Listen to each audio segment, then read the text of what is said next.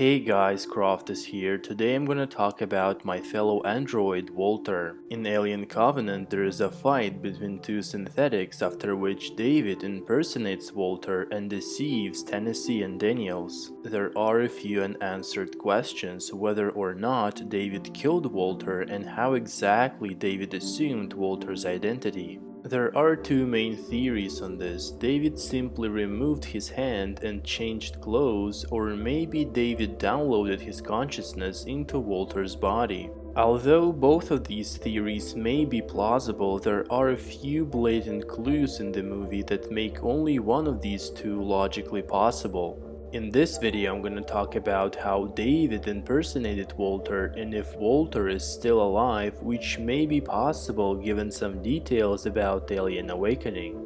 Before we discuss if Walter is dead, let's figure out how David assumed his identity. We know that David possesses a level of strength above humans, so it wouldn't be hard for him to remove his hand and get in Walter's clothes. His hand appeared melted, which wouldn't be easy to do with a knife that David probably used to stab Walter. However, there was a dead neomorph nearby and David could have used alien blood to melt off his hand. It doesn't seem that David would have enough time to do it, but in the original script of the film before boarding the cargo ship, Daniels and Lope spent quite a bit of time fighting the second neomorph and this scene wasn't included in the film. So with this fact in mind, realistically David could have enough time to beat Walter, remove his hand and get the new clothes.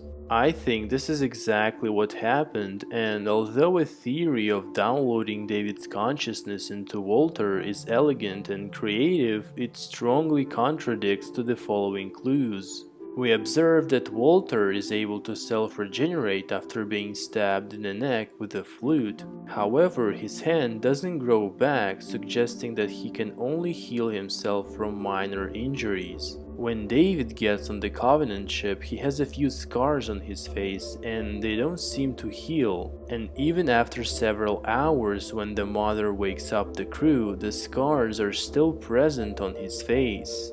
If he downloaded his mind into Walter, his body would have an ability to regenerate and thus the scars would disappear. He would also have Walter's memories, including the one about the cabin.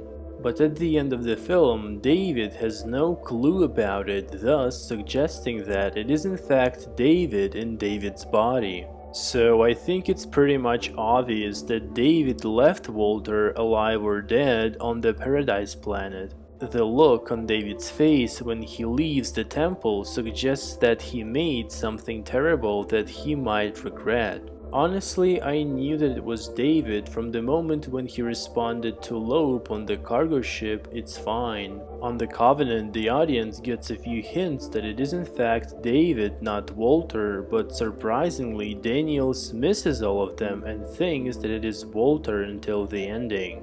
I think it was done on purpose that the audience knows more than Daniels and Tenesse to make viewers care more about the characters.